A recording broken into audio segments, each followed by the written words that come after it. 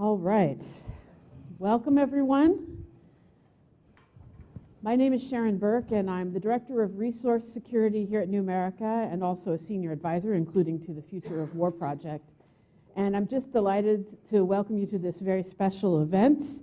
New America, of course, is a nonprofit, nonpartisan organization. I also like to think of it as a house of independent thought and independent thinkers. And we're here today to talk to one of the people who helped build this house, Peter Bergen, who's a longtime expert here at New America and is a top executive now, helping to design the organization itself. And it is not an exaggeration to say that Peter has done more in this last year than most of us could contemplate in a lifetime as a researcher, as a reporter, as a filmmaker, and as a best-selling author.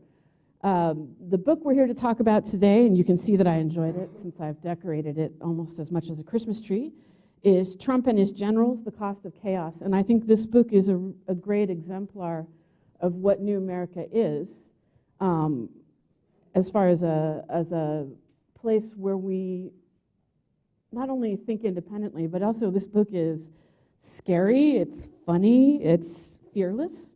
It's almost a memento mori for where we are as a country right now. At least that's how it struck me. So what we're going to do right now is Peter and I are going to talk for a little while, and then we'll give you a chance to ask questions. And then at the end, we'll give you a little time to get books signed if you're so inclined.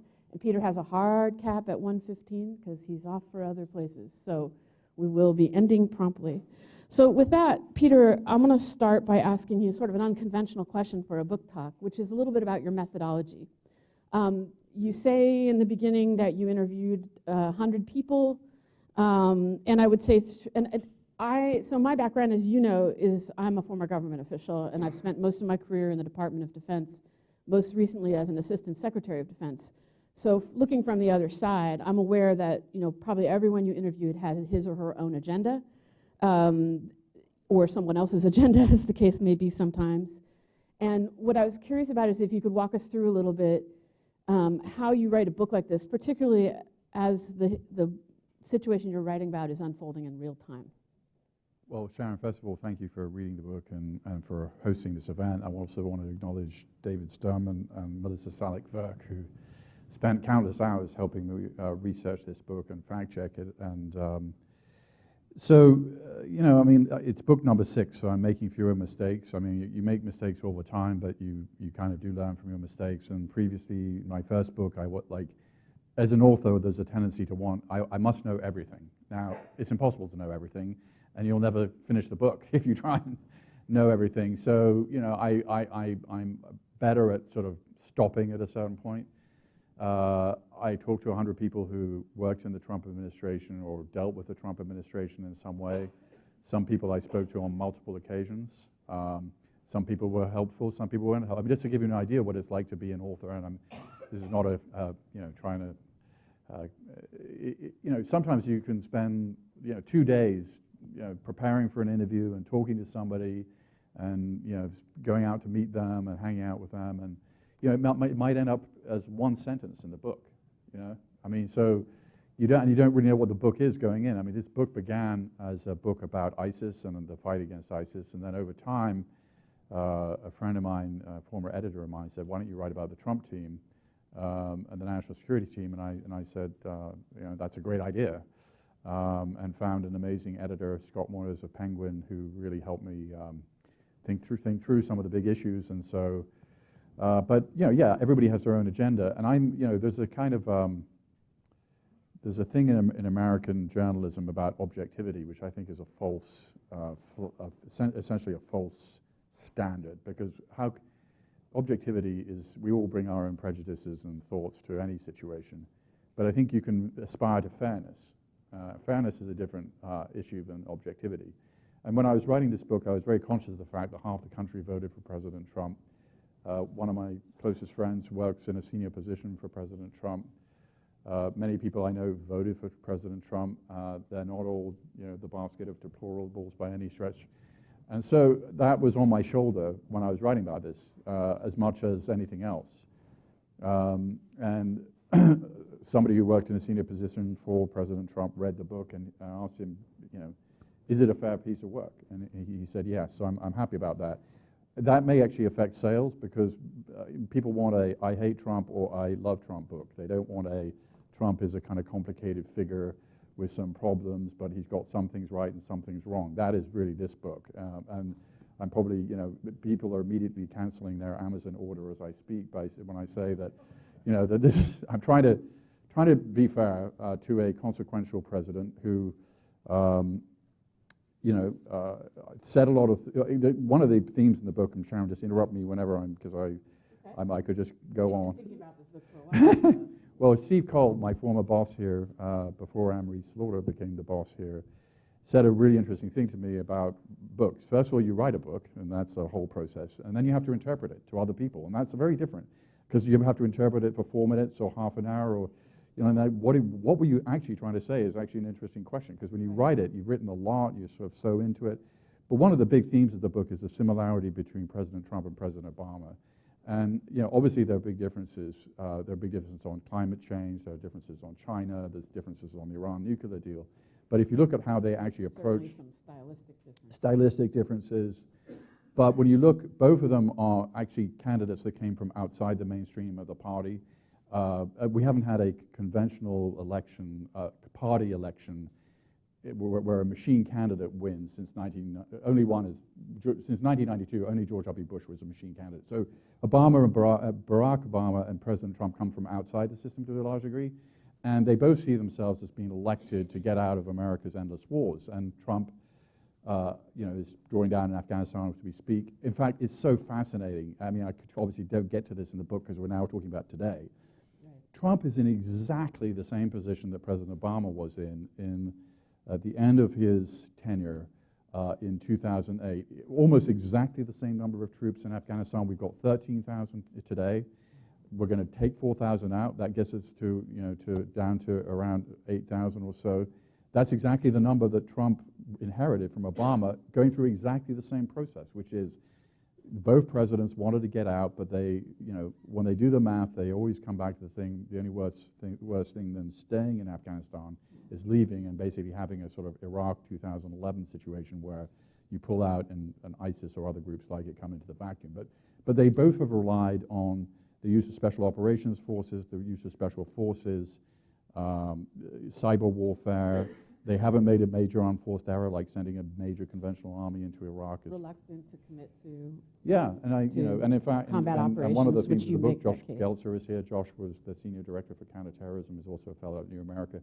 Josh was held over by the Trump team, and this is actually a very honorable kind of part of American national security decision making, which is holding over, particularly when it comes to counterterrorism.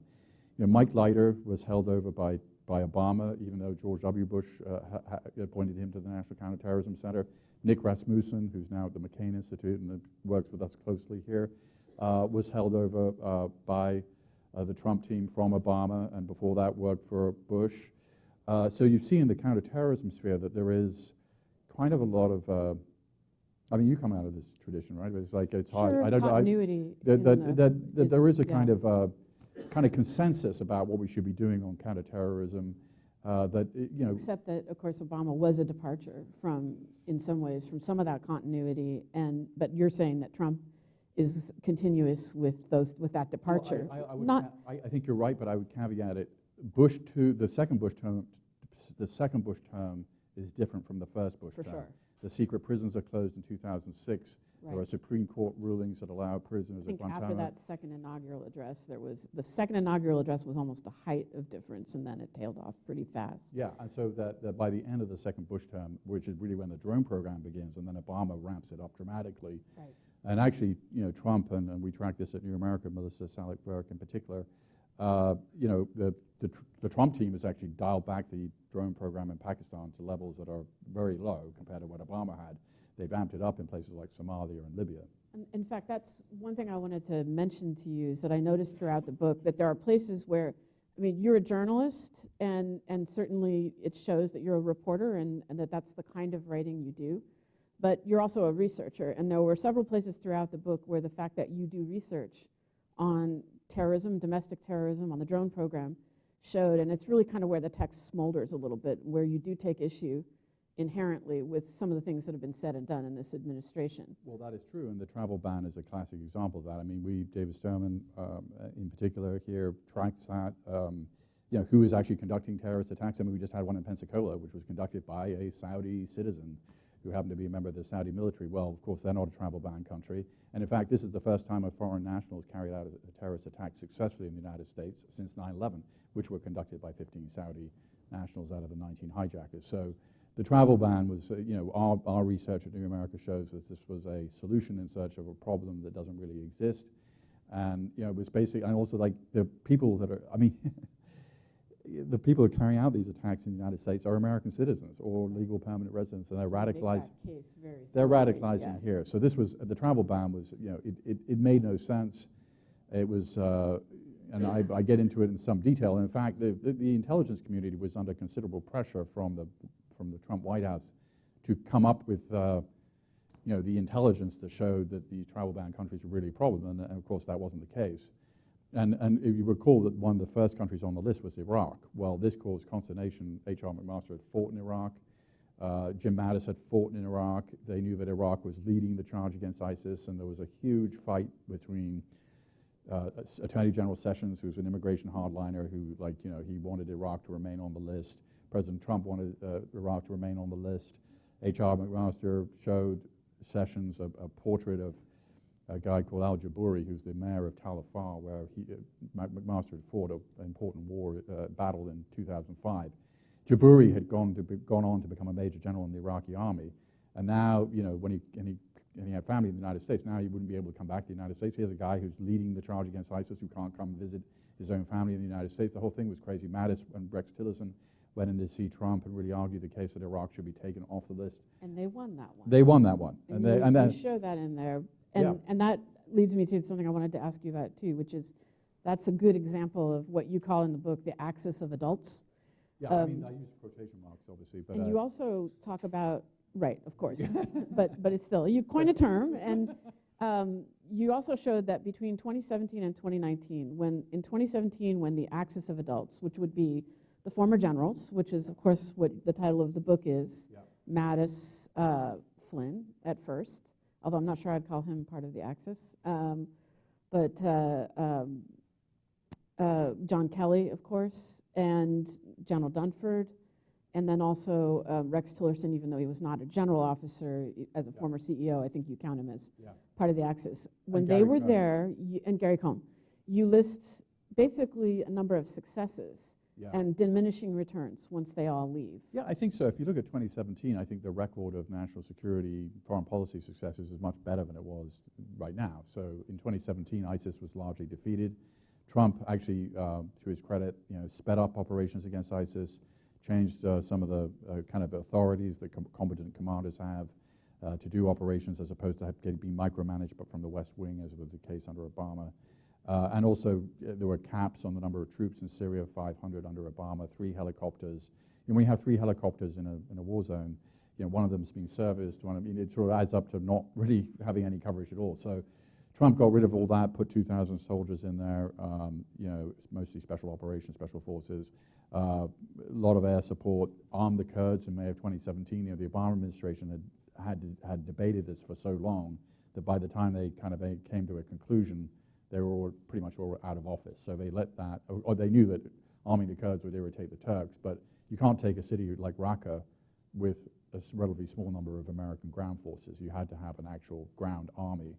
So Trump got that right. He also got right the drawing a red line on the Syrian use of chemical weapons in 2017 with a proportional response.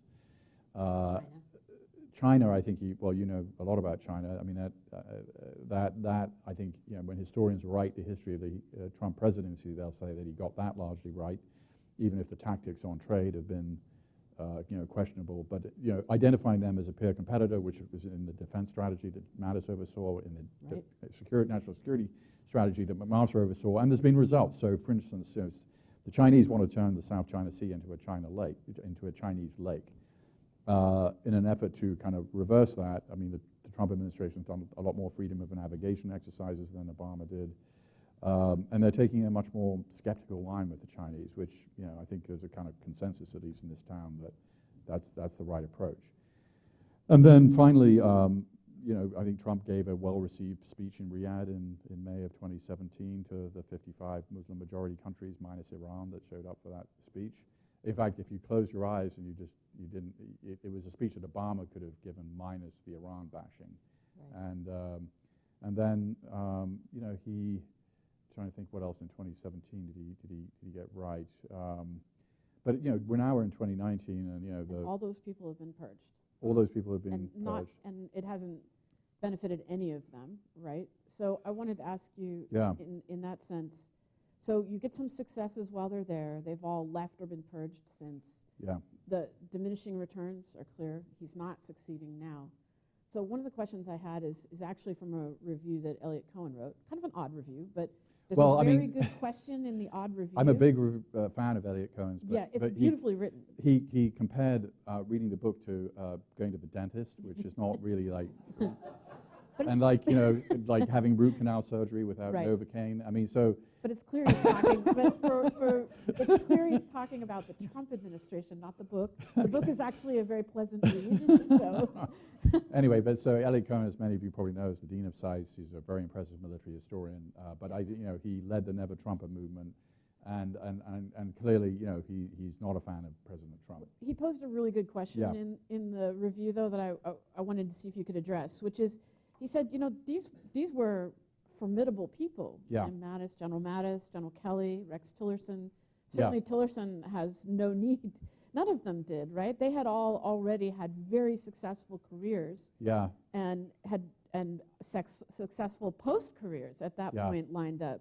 So why did they do this? Why did they all come back? Well, just to go through it, Rex Tillerson, believes that God is. And also, they all knew that Trump did not hide who he was. No, they didn't. What kind of president he was going to be. Yeah, so they knew what they were getting into. Although none of them knew him personally. In fact, John Kelly has said that not only does he not know Trump, he didn't know anybody who knew Trump. So these were like coming from an entirely different ecosystem on the military side. Rex Tillerson is a very religious guy, and basically his wife said when he got the offer, God is sort of speaking to us, and God has a plan, and obviously it didn't go quite the way he thought it would. But God's ways are mysterious sometimes. God works in mysterious ways, yes. But on the military side, H.R. McMaster is a 3-star general in uniform. So the commander-in-chief, it's like it's not even a choice. For Jim, except he was in the process of retiring. He was in the process of retiring. He was in the process. So he chose. He was, well, but I think duty is a very important factor here. Yes, Jim Mattis certainly felt it was his duty to do this. One of the interesting news nuggets in the book is that Mattis was his third choice of Secretary of Defense. The first choice was Stanley McChrystal, who received a call on November 16th, 2016 from Trump Tower from somebody saying, we'd like you to come in to talk about being Secretary of Defense. Now, bear in mind that Sam McChrystal's closest friend at that time was Mike Flynn, who was effectively already the National Security Advisor and basically making these decisions. And they'd fought together and buried people together and celebrated birthdays and together. And he was famously fired for his staff's comments to a reporter about Yes. President Obama. So it was also sort of a poke in the eye a little bit. This is a guy who's been fired by Or, Obama. to be fair, a statement of we're going to do things differently. It reminds me of Obama appointing Steve Chu to be Secretary of the Energy, where it was, the person certainly had quality, but it was also a statement about we're going to do things differently. Yeah. But that didn't work out. So McChrystal said, look, I've been looking at the transition, and I don't think I'm the right guy. And the person, they're not used to hearing people say, I won't even be considered for the Secretary of Defense, right? So the guy at the other end of the phone says, are you sure? And McChrystal says, yeah, I am sure. And basically he privately thought that Trump was sort of ignorant and dishonest. And he's since come out and said that publicly. So he turned down the job. Then Jack Keane, who I portray as a sort of shadow national security advisor, either on Fox television or in person in the Oval Office, is asked by Trump if he would do the job. And his wife had just had suffered from Parkinson's for a decade and a half and recently died. He said, no, I can't do it. And then they turned to Jim Mattis, who was at a food bank volunteering on November 18th in Washington State. And Vice President Pence calls him and says, "Hi, it's Mike Pence. We'd like to," and Mattis says, "Look, I'm volunteering at this food bank. Can I call you back?" Which is kind of a good response. But 2 days later goes out to Bedminster and has a meeting with Trump, and they have two substantial disagreements, one of which would really fester and grow over time. The first disagreement is, recall that Trump on the campaign trail had said we should, torture terrorists and even kill their families, and Mattis said, "Look, you can get more information with a cigarette and a cup of coffee." It was reported at the time as a cup of beer, which makes no sense at all. It's like these are like really fundamentalist jihadi terrorists. They're not sitting down for beer, but it really was a cigarette and coffee. Right. And I think Trump was sort of persuaded by that. And then Mattis also said, "Look, NATO is." He said publicly is probably one of the most successful alliance in history, and if we didn't have NATO, we'd have to create it. And that disagreement would ultimately lead to the resignation letter in part. So then about that, Yeah. I mean, you can see I marked up the book a lot. Yeah. A number of those markers are places where you wrote that Mattis ignored an order, or Mattis slow-rolled, or Mattis refused. Yeah. That's not normal. Now, to be fair, having spent a lot of my career in the Pentagon is very good at slow rolling and has a lot of antibodies, and not all for bad reasons, right? There's a lot of people like me, I was career, but I came back as political, who have great ideas, right? And sometimes those ideas need to be slow rolled. So it's not all for bad reasons.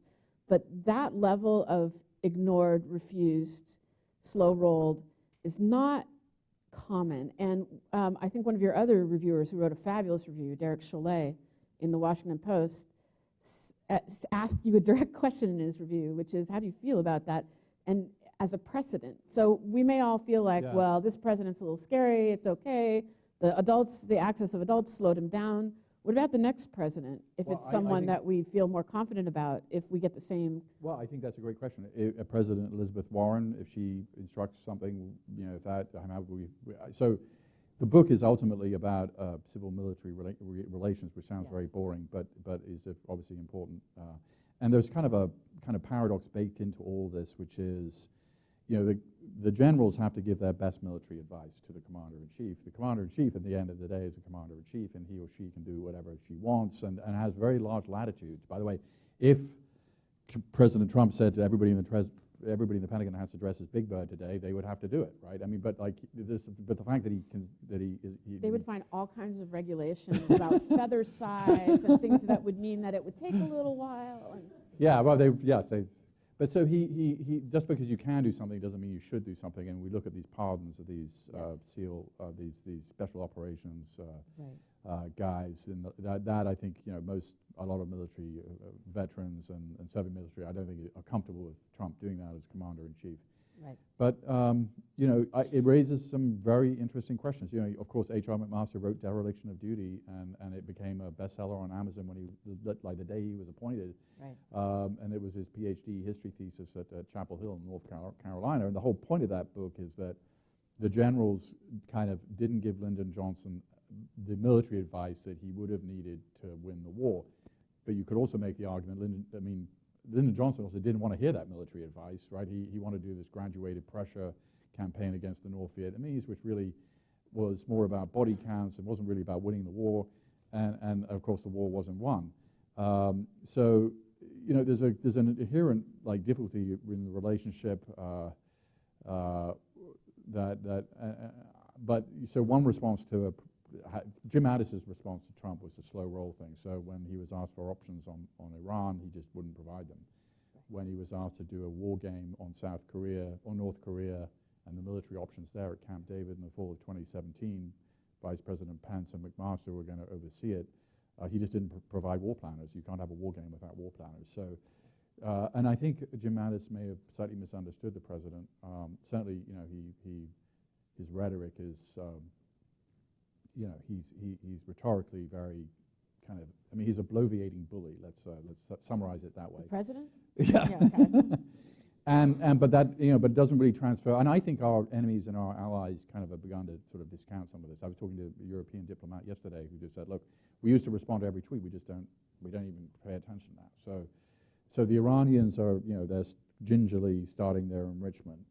The North Koreans are talking about a Christmas present to President Trump, which I'm sure is not a box of chocolates. And then we've got... They do like to do things at Christmas. By the way. If you look back. Oh, yeah. Well, news only happens on holidays in August and on Fridays is my experience. So we'll see over Christmas. One of the other things that kind of related to that about Mattis slow rolling things and the fact that the Pentagon is very good at managing what it doesn't want to do, or even but as it builds things, there's a very deep well of how the institution is actually built. And you do talk a lot in this book about the institutions of governments, and I started marking those too as deep state, where deep state, places where the bureaucracies, including people that he appointed, just didn't do things. Yeah, well, the example is Pompeo at CIA. I mean, Pompeo was regarded. I won't use the four-letter explanation of how he behaved there, but he wasn't particularly liked as a person. But they liked the fact that he didn't subscribe to the Russian kind of the kind of idea. I mean, he didn't promote some kind of conspiracy theory that Ukraine had been involved in, as opposed to Russia in the election when he was at CIA as a director. I mean, they liked the fact that he kind of was a kind of conventional CIA director in a sense. But the organization, the organization was concerned about these clearances that were being given to people that shouldn't really have them, and so they were being more careful about what sources and methods they put on papers that were shared with the White House. Our allies are more reluctant to share intelligence with us on a certain level because even though they have no idea what the relationship between Putin and Trump is, they've got to assume a worst case, that there is some kind of and so that I'm quoting people at the agency, that affected intelligence sharing. So one thing that has really struck me, and a lawyer like Josh Geltzer could help with this, is in Britain we have an unwritten constitution, and in the United States we have a written constitution. But as I'm thinking about the book and writing the book, I realized we have an unwritten constitution in the United States that we're not really aware of.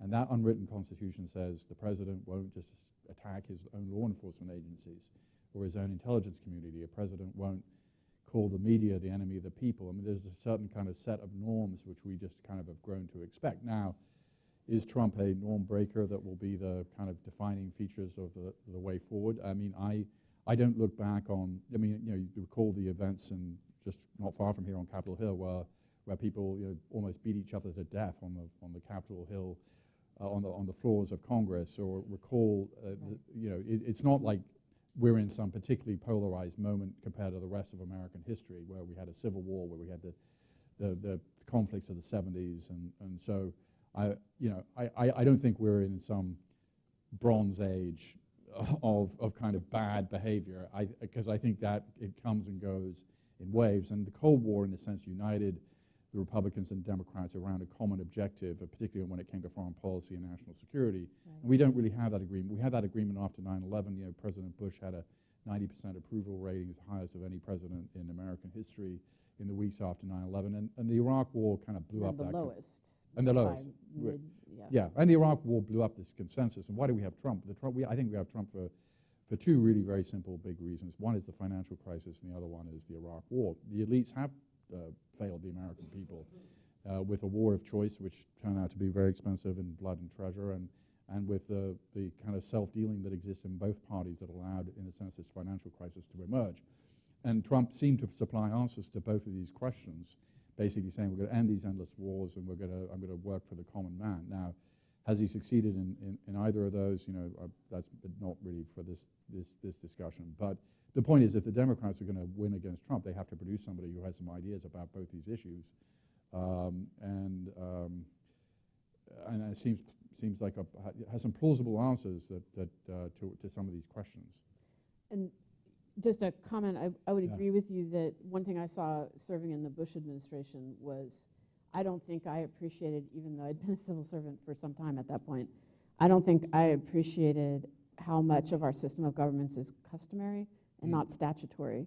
Oh, And that if people choose not to do things and there's no enforcement of the norms and the way that we run our government, then it doesn't happen. And like the Geneva Convention's enforcement, for example, was one of those examples. So not to get off on that. On the deep state thing, there was a quote that I thought was pretty interesting. And I realize it's kind of a little unfair because you've been immersed in this book, so it's hard to remember what's on every page. But Try me. this one, yeah. This really caught my attention. You said in the end, the real deep state, retired senior generals such as Keane and officials at the Pentagon and State Department managed to keep many hundreds of American soldiers in Syria and so on. But when you said the real deep state, and you said retired generals, people who are outside of the system that have direct influence, because you talk a lot about the way that Keane was able to have direct influence on Trump's decisions, probably more than almost anyone else. Yeah, well, Jack Keane is a fascinating character in the book. Jack Keane grew up in the projects of Manhattan, rose to become, fought in Vietnam, rose to become Army Vice Chief of Staff, 4-star general. Trump asked him not once but twice to become Secretary of Defense. Keane can speak to Trump directly, and speaks to him directly on television, on Fox, and occasionally Trump, one of the scenes in the book is Keane is saying, look, if you really want to get the North Koreans to pay attention, basically evacuate all the American families that are with the service members' families, and that will really get their attention. This causes great consternation in the Oval Office and the White House because the North Koreans really would believe we were going to go to war, and the South Korean stock market would crash, and it would create this big crisis, and that was slow rolled and didn't happen. But with so where was I going with that? That someone like him can have such So influence, Jack, and he's not part of the system at all. Well, but I mean, Jack Keane went. Go back to the surge in 2007, and it's a fascinating story about how outside advisors can really make a difference. So there was a debate within the National Security Council about what to do in Iraq, and there were people who were in favor of the surge. For instance, Megan O'Sullivan, Brett McGurk, who would show up later in the story, and Steve Hadley to some degree. But Jack Keane went into the Oval Office and basically told Trump, you've got to put Dave Petraeus in charge, have a surge, and move to a counterinsurgency strategy. And so Keane it's not the first time that he's had a lot of this influence. And that I think was one of the reasons we had the surge and the counterinsurgency strategy and Dave Petraeus in charge in Iraq. Similarly with this, Keane was able to go into the Oval Office and say, the context here is December 2018 when Trump has announced this unilateral pulling out of Syria, which surprised everybody in his own cabinet and all our allies. And Keane went in and basically knows that Trump is a visual learner, not a briefing book kind of guy, and he rolls out a map and he says, look, this is where the oil field... McMaster, you quoted in the book saying the briefing has to be on an index card. Yeah, McMaster told the National Security Council staff, don't send a 70-page paper, send an index card and also some suggested tweets. That's a lot shorter than most leaders get for their briefings. But so Keane rolled out the map and he showed where the oil fields are in Syria, and how Iran would control them if we just pulled out. And Keane said that Trump will listen to you if you're giving him new information. If you're giving him the same old arguments, he will just tune you out. And so that was persuasive. Now, the thing about Trump is he's consistently inconsistent. So December 2018, let's pull out. Then we decide to stay, partly because of Keane's intervention. Then 3 months later, we're going to pull out. No, we're going to stay. And I think that this consistent inconsistency might be helpful in some Manhattan real estate deal, but it is less helpful if you're conducting the foreign policy of the United States. And one thing I do say in the book, which I think is true, is that Trump has been very lucky. If you go back to FDR, every president since FDR, even arguably before, has had some major foreign policy crisis. The rise of the Nazis, or the return of the Iron Curtain going down in Europe, the Saddam invading Kuwait, 9/11, the global financial crisis. Clinton had, 2 of our embassies blowing up, killing more than 200 people, and the USS Cole blowing up, killing 17 American sailors. Trump hasn't had this kind of crisis. So the interesting question is, how would he react in this crisis? Now, based on his past behavior, I would say that what we know about him, and that doesn't mean that is a totally accurate predictor, but I think he's been kind of somewhat discriminatory in the use of American power, military power, so that, but he hasn't had a major foreign policy crisis. And he's impulsive. He's impulsive. Part of that yeah. inconsistency. Yeah, so I think the consistent inconsistency, is not helpful to our allies or our enemies. I think our enemies kind of want to know what our red lines are, as it were. Our allies want to know that we're with them when it matters, and he's Yeah. made it clear that they can't count on that. There's such a great scene in the book about, I got advice from my publicist to talk about the book when we're doing book talks, so I'm going to talk about so I'm going to talk about the book.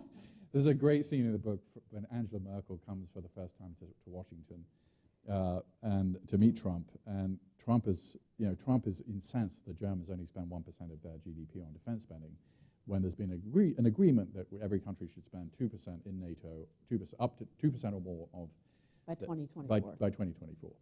And so the staff did up an invoice to give to Angela Merkel for $600 billion, which Trump presents to her. And she's like, don't you know this isn't real? I mean, like, the Germans don't owe us $600 billion. This is not the way NATO works. But like, Trump either willfully misunderstands this or misunderstands it or whatever. But the Allies ripping us off is a very consistent theme of his. He took out a full-page ad in the New York Times in 1987 saying the Japanese are ripping us off and free riding on us, and the Saudis are ripping off us. They need to pay down our federal debt, which at the time was only $200 billion, would have been a kind of a bargain. So it's a kind of it's an obsession with him that allies, our friends, are ripping us off, and our enemies in some way need to be embraced. And this is, of course, when ultimately, one of the things that did in the generals is that they didn't share this view at all. Right.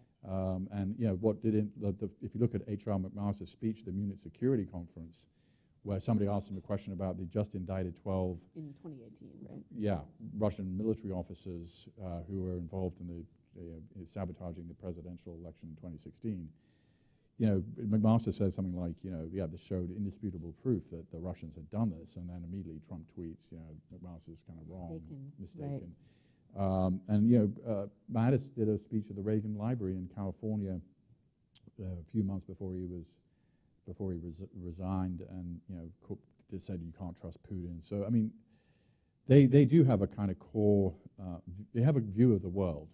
Which Trump doesn't share. And I opened the book with this amazing meeting in the tank in the Pentagon, which is where the Pentagon opened, I think, in 1943. And so the tank is the most secure conference room in the Pentagon, where all the most highly classified discussions, you must know the room. And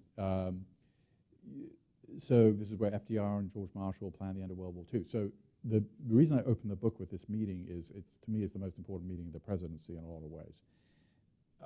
Trump doesn't know much about what we're doing in the world, obviously, and why do we have 190,000 troops posted around the world? What are our trade agreements? What are our nuclear weapons posturings?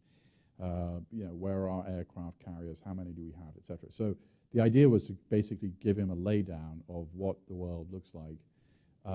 And Jim Mattis and Rex Tillerson presented, so did Gary Cohn, about our trade agreements. And they were basically presenting in an effort to persuade Trump that the international order that the United States had largely created and had largely worked in our favor since World War II. This is the world that that both Republicans and Democrats had kind of agreed made sense. And Steve Bannon, who was a backbencher and then the Trump's chief strategist, had a very different goal for this briefing, which is basically to show Trump how overextended and overcommitted we were, and had to have this international rule-based order actually worked against us. And the meeting did not go well for the so-called globalists. I mean, Trump basically used a bunch of swear words that I can't use on C-SPAN, and started shouting and saying, we're getting screwed by our allies, and Chinese deficits really mean something, and why are we never losing any wars? Why do we continue never winning wars? And General Dunford, who of course ran the Afghan war before becoming chairman of the Joint Chiefs, was sitting there. And anyway, the meeting was widely regarded as being a total fiasco, and in the car back to the White House, Steve Bannon said to Jared Kushner and Reince Priebus, then the chief of staff, this was Lincoln and his generals. And by that he meant that, I mean, obviously this is kind of an overwrought comparison, but Lincoln, during the Civil War, when the war was not being won, he fired various generals. And so the point that Bannon was trying to make, he's a Civil War buff, was that Trump is really laying down a marker about what this presidency is going to be about. And then they went back to the White House. Pruning the old ineffectual ways of doing business. Yeah, and I mean, and some of this, I mean, Trump actually asked, when I talked to people in the National Security Council about what's Trump like in these meetings, and he basically asked a set of questions which were very consistent. Why are we doing this? Can't somebody else pay? What does this mean for the American people? Why are we here? Like in Afghanistan, why are we here 16 years later, 17 years later? He asked a lot of skeptical questions. These are not unreasonable questions. No, they're not. And of course, we live in the part of the swamp, and we sometimes don't consider them as. There's a lot of consensus amongst Republicans and Democrats on the national security side, I think, around these questions. And so the fact that he's asking questions is not bad, but the answer isn't always our allies are ripping us off or it makes no sense. One thing I do think that I don't say in the book, but I've been thinking about is Trump has kind of conflated persistent presence with endless wars. There's a big difference between an endless war and a persistent presence. So, for instance, in Afghanistan right now, we're kind of, we're at an interesting point. You could imagine a policy, which I think is the policy we're going to kind of go down, where we keep a relatively small number of special operations, special forces. We don't say we're leaving. There are very limited casualties. The amount of money is not that much. I mean, there's a scene in the book where General Dunford says, look, no one wants to buy life insurance, but we buy life insurance because it's smart. And this is in the context of decision-making around the Afghan war. And by that, what he meant is like, we can't, if we leave, we've already run this, but the United States has repeatedly run this experiment, not the obvious ones like leaving Iraq at the end of 2011 and the chaos that then ensued and produced ISIS. But we closed our embassy in Afghanistan in 1989 because we defeated the Soviets and we said goodbye, and Clinton zeroed out aid to one of the poorest countries in the world, and into this, that there was a civil war and the Taliban came and Al-Qaeda came and we were kind of blind. So the point is that just because the United States decides to withdraw from somewhere doesn't mean the war is over. Quite the reverse. Often the war can be worse. And what the United States was founded as a sort of anti-empire project, and therefore we're very uncomfortable with anything that sort of feels like that. Part of the reason we get these things wrong is no one learns the languages. We're always there for 6 months, and then we're going to leave, and we never have any. Our attention span is limited, and then it's political, cycles come up, and so it's hard for us to have a kind of consistent policy. And the Afghan policy has been, we've tried a lot of different flavors here, but I think there is a kind of common sense approach that a Democratic president or a Republican president of the future would also kind of sign on to, which is a persistent presence, an advise and assist mission that doesn't involve the United States taking, by the way, I think one thing that I think is fascinating is how well the ISIS campaign was conducted. And you think about 17 American soldiers died in that 5-year campaign. Now that's 17 soldiers too many. 11,000 Kurds died. I mean, and that's, I'm not, what I'm saying is this, that this is one of the most successful advise and assist missions, both in Iraq and in Syria, that we've conducted.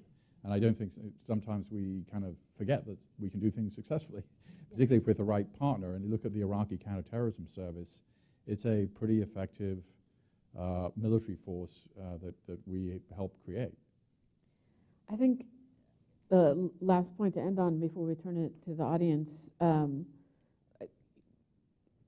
think it is a community, the foreign policy and national security community, that tends to have very strong norms and tends to be governed by consensus, sometimes for good reasons, because a lot of things have been tried and you find that there's a fairly narrow range of what works. But that also counts against you in that, Afghanistan all these years, where we keep saying we're turning the corner and it's getting better, which is now, I think, become a narrative that more of the public's familiar with, that it's a fair point that we have a tendency to stay inside a very strong mainstream. And so I definitely think that people in my community recognize that the criticism is valid, and particularly we're at a time now where we need to have a disruptive national security strategy. I don't personally think that this president is helping us in our long-term goals, particularly the way that he's conducting himself with our allies. As you just said, whether it's Kurds or NATO, we do need allies to promote our interests in the world. Churchill had the famous observation, the only thing worse than fighting with allies is not having any allies. So, look, allies are problematic, but not having allies doesn't help. And yeah, and you look at Afghanistan, since we're on the subject, it's the first time that Article 5 of NATO was invoked. one thing that Trump never talks about is the hundreds of French and German and British soldiers who've died in Afghanistan fighting a war that's really sort of on our behalf and that resulted as... They didn't hesitate to stand up for Article 5. They did not. And you know, it was an attack on Trump's hometown that precipitated this operation. So let's give the audience Yeah. a chance. And just one thing for you to bank while we're taking the questions.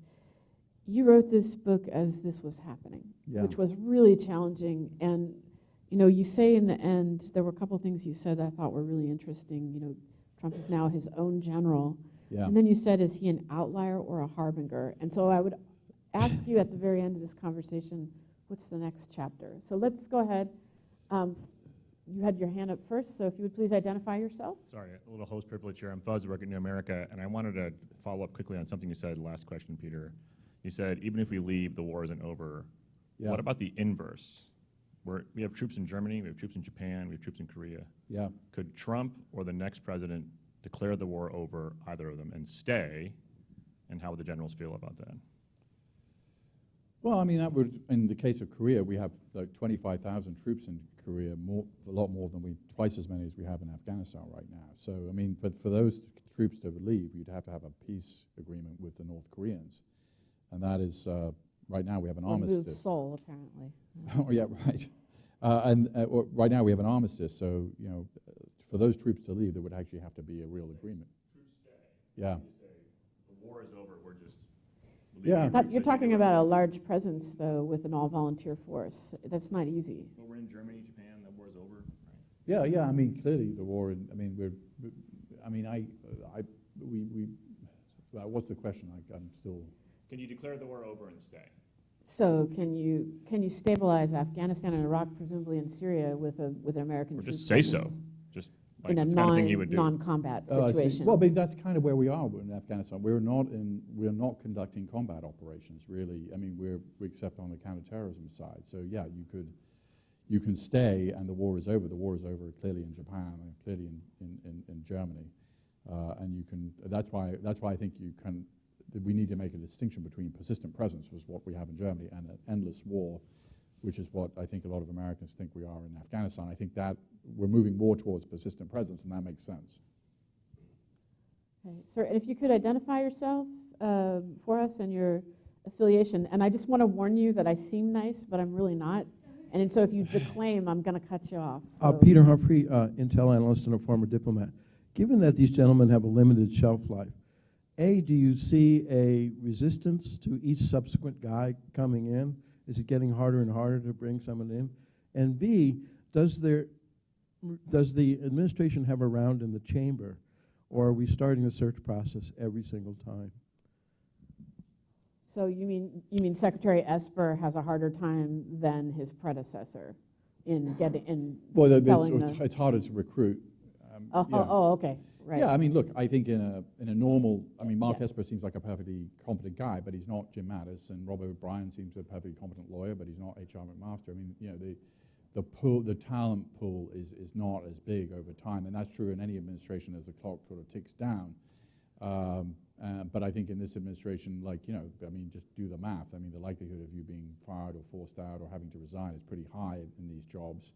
And, you know, I'm sure the universe of people just willing to go through that, I think, is smaller, and there's still lots of jobs still open in the Department of Defense and State. Yes, So. also I would say from my former colleagues and contacts in both parties, yeah, they're having a very hard time recruiting, and their best people continue to leave. So, yes. Hi, my name is Jonathan, just a taxpayer and want good leadership in the United States. Peter, this question is just for you.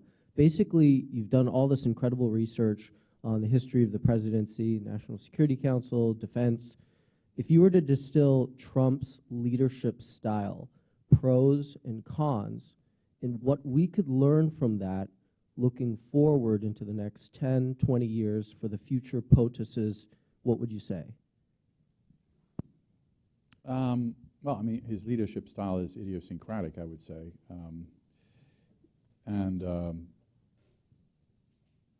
I mean, it's hard to sort of encapsulate in a kind of neat. Let me say this: he is running the White House like he ran his real estate company now, which is maybe what he always wanted. And by the way, it's his prerogative to run it however he wants. He's the only elected official in the room when the cabinet meets.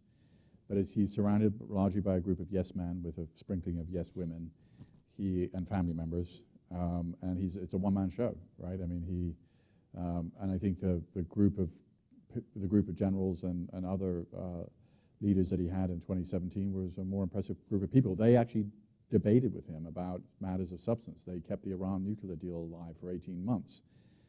Jim Mattis he didn't think it was the world's greatest deal, but we negotiated with the English, the French, and the Germans, and we give our word and we stick to our word when we have this deal. And the deal is working because the Iranians weren't enriching uranium for weapons production.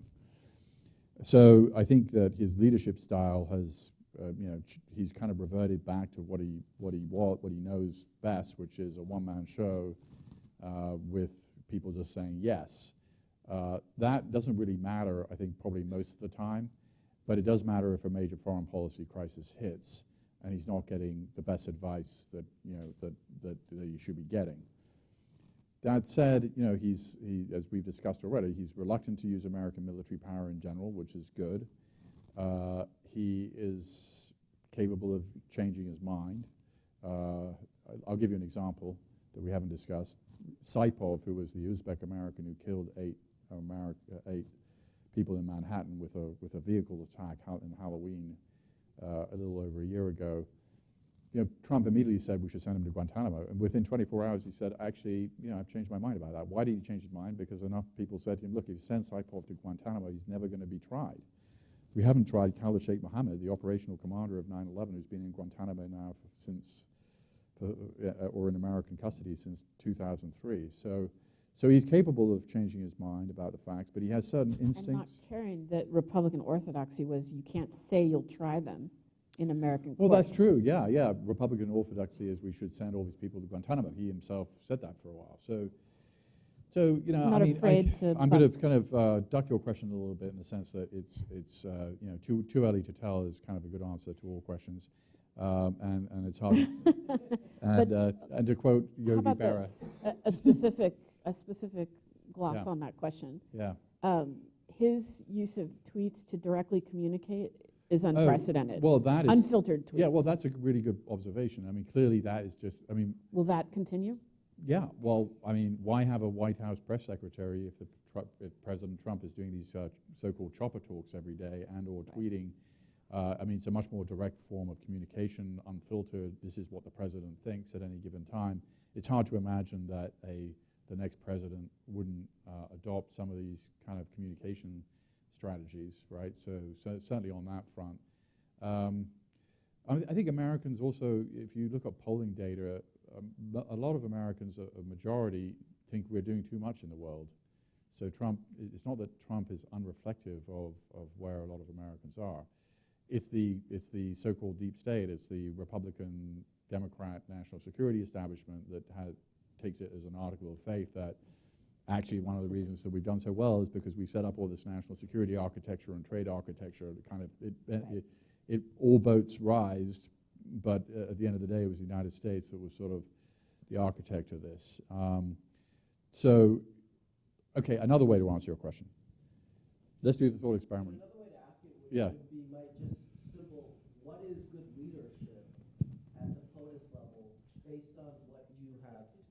Well, look, I actually, let me... To repeat it, because the camera wouldn't have picked it up. What's good leadership for the President of the United States? Let me start with the observation that when we're electing our president, we're not electing, he or she is not being elected because they're a nice person. Lyndon Johnson would routinely be in the bathroom screaming and doing his thing, screaming orders at people in the White House. And you're more explicit about that. Yeah, about Bill what he was Clinton doing. would be, had a sexual affair in the Oval Office with an intern, which he lied about to the American people. The age of his daughter. Yeah.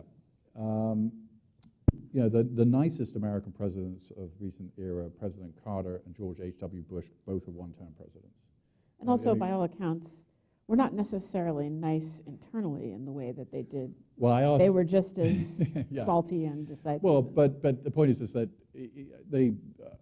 we're not electing somebody who's nice. So like all these leadership books which say like, you know, you have to be the servant leader and all that I don't think is really true. It's a very military thing, the Right. generals that you portrayed. Well, yes. So, I mean, if they may be in the military, but I think for the president, it's a different matter. So Yes. I don't think we're electing sort of a nice person. We're electing an effective person. The question is, has Trump been effective? And I think that, you know,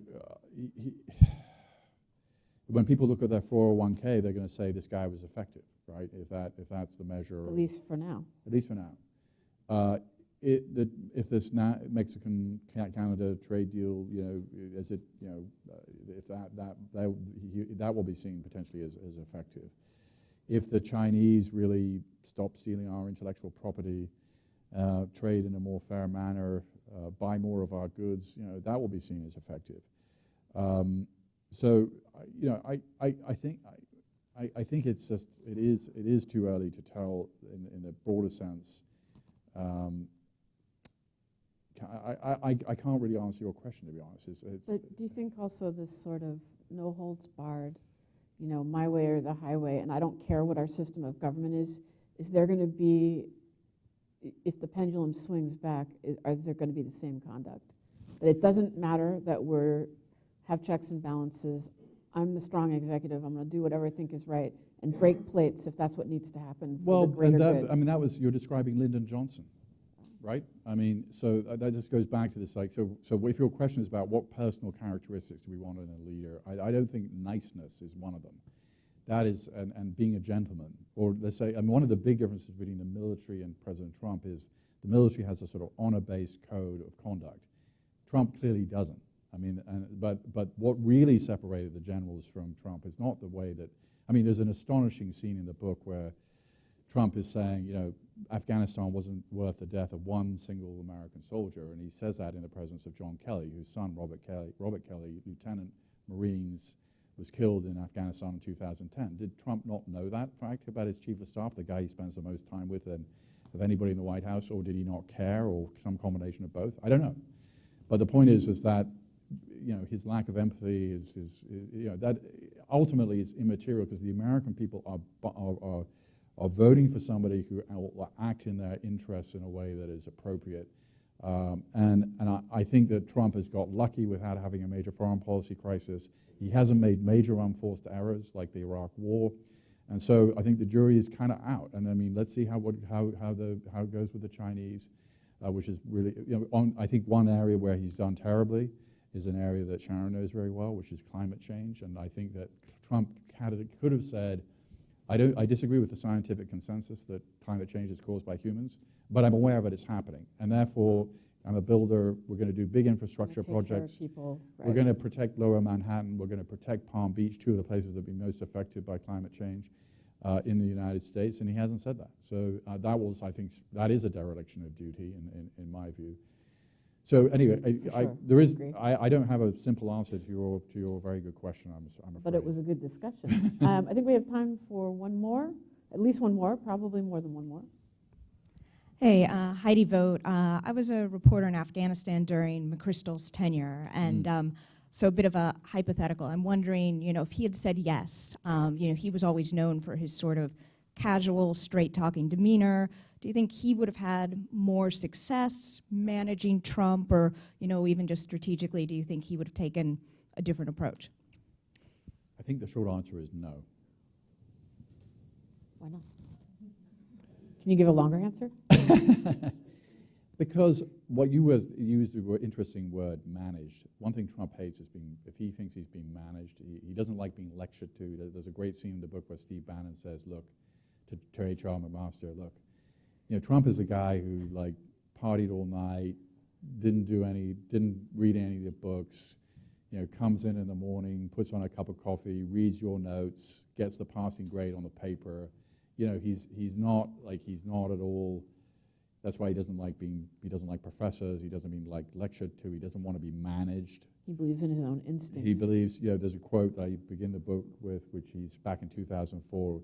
Trump talks to the New York Times and said, you know, you don't ask Babe Ruth how he did things. He did it by instinct, right? So he's kind of comparing himself to somebody like Babe Ruth. So he has a great belief in his own gut. So I don't think there was any person Jim Mattis had his approach, John Kelly had his approach, H.R. McMaster had his approach. I mean, none of those approaches really worked.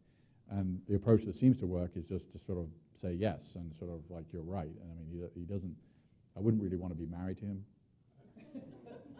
Lucky for you.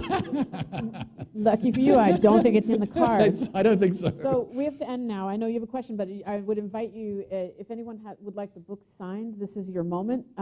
We don't have a whole lot of time for that, so please approach, and if you would, please come up, feel free to ask your question. But we do need to end now, and I want to thank you very much for coming and joining us for this conversation and encourage you to read this wonderful book, which you can see that I enjoyed. So. Thank you, Sarah. Thank you.